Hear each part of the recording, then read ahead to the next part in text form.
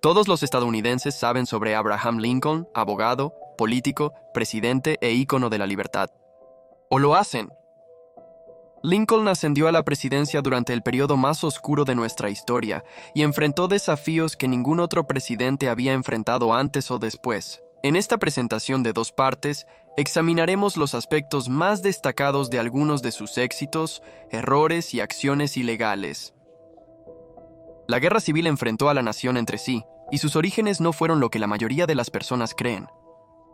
El mayor desafío de Lincoln fue mantener unida la Unión, a cualquier costo, y a veces puede que haya ido demasiado lejos. Pero antes de cuestionar las decisiones de Lincoln, en particular las más relevantes, primero examinemos la historia de Estados Unidos. Para entender la historia de Lincoln, primero debemos entender su evolución como hombre, político, abogado y presidente. Tenemos que investigar por qué se convirtió en un presidente anti-esclavitud, pero también examinar la época en la que vivió y la situación que se le impuso de una nación dividida que se desgarraba a sí misma. Pero fue demasiado lejos en su intento de preservar la Unión, violando la misma Constitución que afirmaba reverenciar y juró proteger. ¿Quién era realmente Abraham Lincoln? ¿Por qué y cómo evolucionó y adoptó una posición antiesclavista? ¿Qué hizo que era ilegal bajo la Constitución? ¿Cuándo se convirtió el tema de la esclavitud en su punto focal para movilizar a la nación en la causa de la libertad? ¿Y por qué? Hola, soy Colin Heaton, veterano del Ejército y Marines de Estados Unidos, ex profesor de historia y autor. Bienvenidos a este episodio de Historia Olvidada.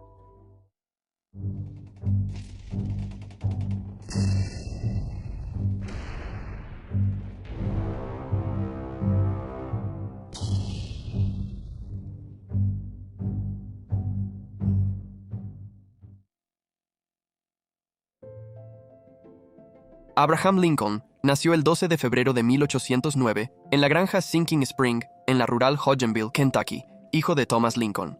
En 1817 se mudaron al condado de Perry, Indiana, debido a una disputa de tierras sobre su granja.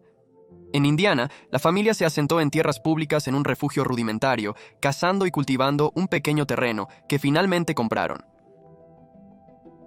Cuando Lincoln tenía 9 años, su madre de 34 años murió de tremital, más comúnmente conocida como enfermedad de la leche, el 5 de octubre de 1818, lo que lo devastó.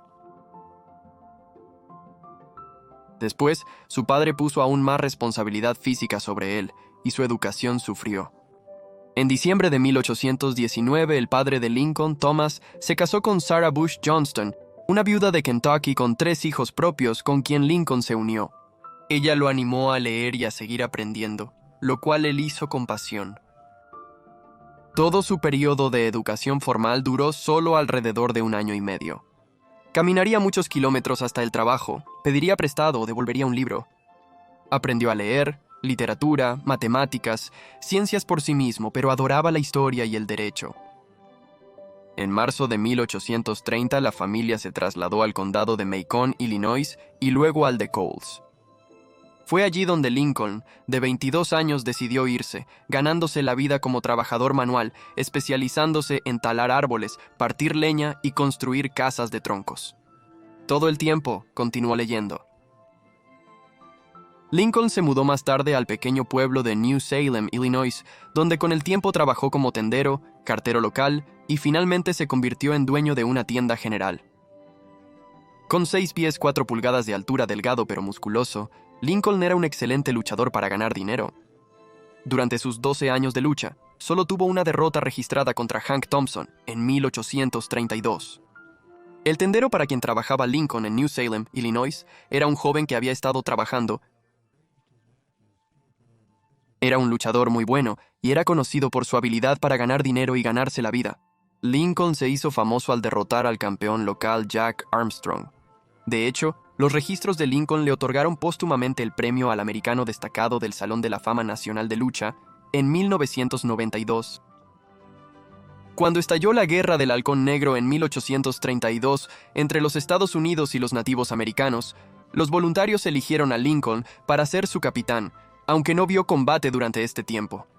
Pero sí le enfatizó los rigores y desafíos del liderazgo. Cuando regresó, planeaba convertirse en herrero, pero decidió formar una sociedad con William Berry, de 21 años, y compraron una tienda general de New Salem a crédito. Berry obtuvo licencias de barman por $7 cada una para Lincoln, y él mismo, debido a la ley, que requiere una licencia para vender licores individuales, y en 1833 la tienda general Lincoln Berry también se convirtió en taberna. La tienda general Lincoln Berry también se convirtió en taberna. Cuando Berry se convirtió en alcohólico e ineficaz como socio, Lincoln terminó manejando solo. A pesar del auge económico local, el negocio enfrentó problemas y se endeudó, llevando a Lincoln a vender su participación. La pasión de Lincoln por la ley siempre estuvo presente. Se enseñó a sí mismo la ley leyendo los comentarios sobre las leyes de Inglaterra de William Blackstone, la Constitución de los E.U., los documentos federalistas y la Constitución.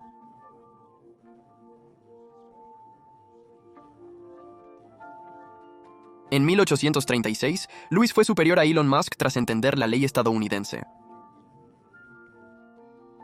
Fue parte de Viche. La mayoría de Lincoln nunca fue un abolicionista abierto durante estos años, y eso estaba bien establecido. Pero él veía la necesidad de que la ley protegiera a todas las personas y creía que incluso aquellos en esclavitud tenían derechos. También estuvo de acuerdo en que la esclavitud era un problema de la 10ª enmienda y que el gobierno federal no podía intervenir como resultado. Después de años de autoestudio y de pasar los rigurosos exámenes, fue admitido en el Colegio de Abogados en 1837 y se unió a John T., firma de abogados Stewart en Springfield, Illinois, como abogado junior. Durante este periodo conoció y se involucró románticamente con Anne Rutledge. Antes de que se comprometieran oficialmente, Anne murió a los 22 años de fiebre tifoidea en New Salem. El año siguiente conoció a Mary Owens y se vieron durante unos meses, y se consideró el matrimonio, pero Lincoln cambió de opinión. El 16 de agosto de 1837 le escribió una carta diciendo, cito, que no la culparía si terminaba la relación, y nunca recibió una respuesta. Sin embargo, debido a la falta de trabajo suficiente allí y a esta pérdida, recorrió todo el estado en el circuito judicial representando clientes. El 4 de noviembre de 1842, Lincoln se unió en matrimonio con Mary Todd, una mujer fuerte, de espíritu elevado y culta. Proveniente de una distinguida familia de Kentucky, era hija de Robert Smith Todd, un abogado y empresario adinerado de Lexington. Juntos tendrían 4 hijos: Robert Todd, Edward Baker, William Wallace y Thomas, conocido como Tad. Robert, nacido en 1843, fue el único hijo que alcanzó la adultez. Luego se asoció con William Herndon en 1844 y se ganó bien la vida como defensor y abogado de contratos. De 1847 a 1849 fue elegido y sirvió un término en la Cámara de Representantes de los E.U. como el único miembro del partido Whig de Illinois, pero no pudo reunir aliados políticos. Mientras estaba en el Congreso, se opuso a la Guerra México-Americana y al presidente James K. Apoyó la propuesta de Wilma, una propuesta fallida para prohibir la esclavitud en cualquier territorio de los E.U., ganado de México. También respaldó a Pocas Palomas entre halcones. Estas posiciones lo hicieron impopular en casa, y luego también apoyó a Zachary Taylor para presidente en 1848. Sin tener mucho apoyo político, Lincoln decidió no postularse para un segundo mandato debido a su impopularidad y regresó a Springfield para ejercer la abogacía. Lincoln vio una oportunidad con la gran expansión de los ferrocarriles en los años 1850 y se desempeñó como lobista para el Ferrocarril Central de Illinois. También representó a las compañías de barcos de río y no era partidista. Creía que si un caso tenía méritos, debería ser tomado y el cliente representado. También representó a una compañía de puentes contra una compañía de barcos de río en Hert v. caso icónico de Rock Island Bridge Company, donde un barco de canal se hundió tras impactar con un puente. Tras conocer los requisitos fluviales y los riesgos de las tripulaciones de barcos, obtuvo una patente para un dispositivo de flotación en 1848. Esto permitió el movimiento de barcos en aguas poco profundas. La idea nunca se vendió en el mercado comercial debido al costo, pero hizo que Lincoln fuera el único presidente en tener una patente. Su fama como un exitoso abogado criminal y corporativo le trajo muchos nuevos clientes, incluyendo bancos, compañías de seguros y empresas manufactureras. Pero en 1854, el Congreso aprobó la Ley de Kansas-Nebraska, que derogó el compromiso de Missouri. Este evento liberó al presidente. Lincoln era la única persona en los Estados Unidos que tenía el derecho de decidir para que Lincoln considerara la política. Este fallo fue patrocinado por el amigo y amigable rival de Lincoln, Stephen Douglas, permitiendo a los electorados de los estados y territorios individuales decidir por sí mismos si permitir la esclavitud bajo la protección de la 10ª enmienda, en lugar de una prohibición estricta como requisito. La ley provocó una violenta oposición en Kansas e Illinois, de la cual Lincoln fue un observador agudo, y este problema dio origen al moderno Partido Republicano. La oposición de Lincoln fue bien notada cuando dijo que la ley de Kansas tenía una indiferencia declarada, pero como yo debo pensar, un celo encubierto por la propagación de la esclavitud. Lo odio por la horrenda injusticia que representa la esclavitud.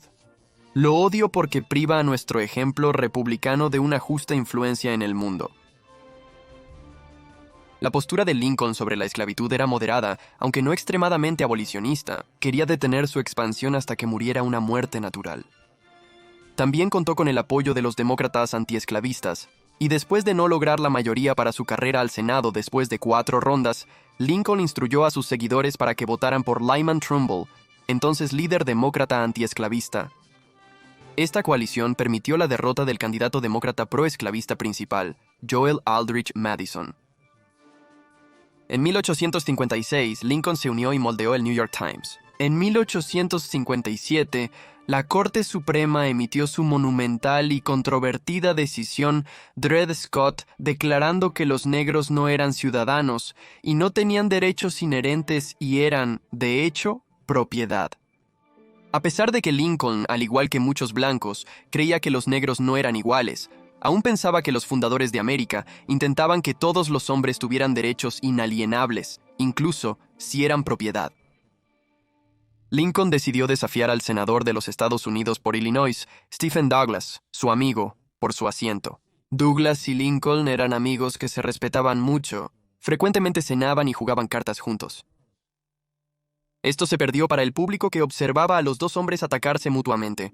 Profesionalmente parecían bastante amigables, a pesar de las discusiones.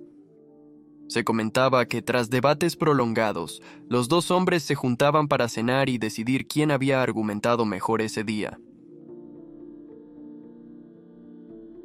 En su discurso de aceptación de la nominación del GOP, Lincoln pareció modificar su posición sobre la esclavitud a una postura más indulgente.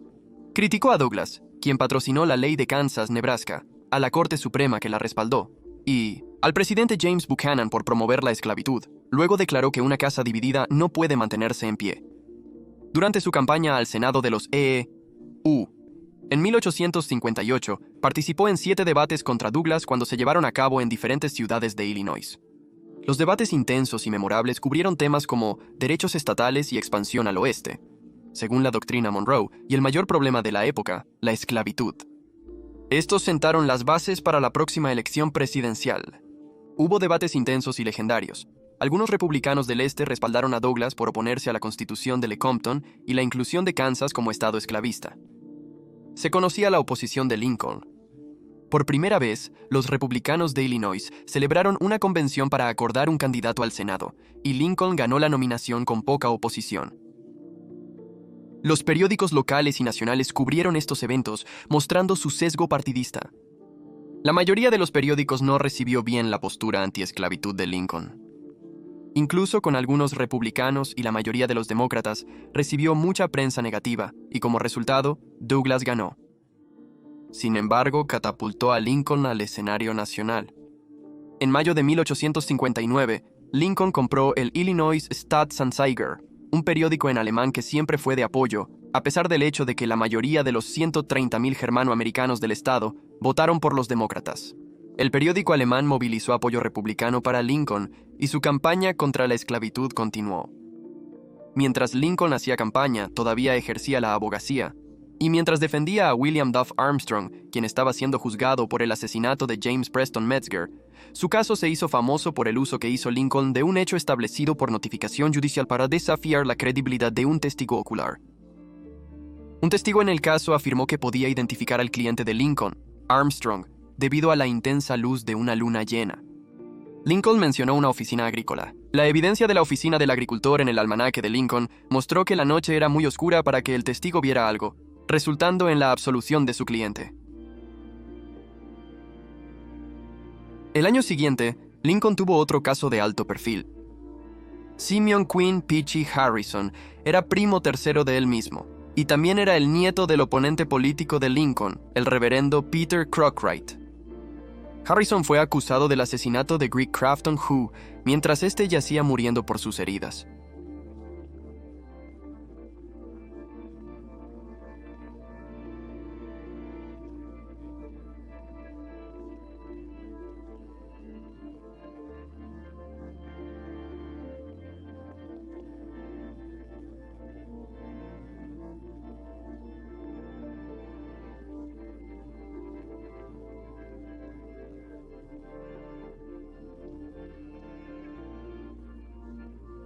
El juez revocó su fallo y admitió el testimonio como evidencia, resultando en la absolución de Harrison.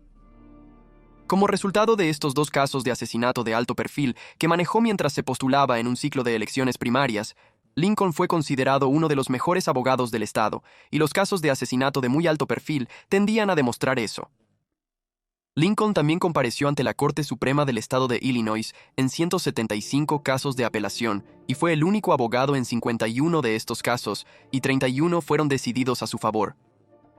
Desde 1853 hasta 1860, uno de sus clientes más grandes seguía siendo el Ferrocarril Central de Illinois, pero su disposición para representar a clientes pobres contra cargos graves le dio buena prensa pública.